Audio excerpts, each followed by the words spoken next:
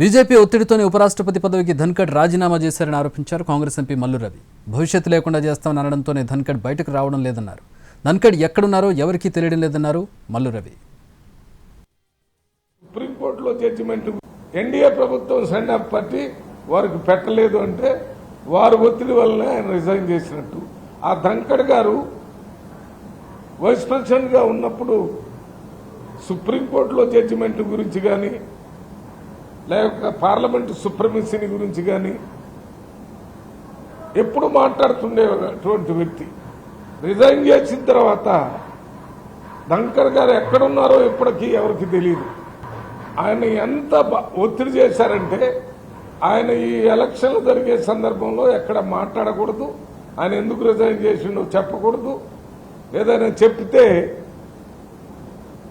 ఆయనకి భవిష్యత్తు లేకుండా చేస్తామనే విధంగా చెప్పడం వల్ల వారు కనుమరుగైపోయారు కనపడుతుంది.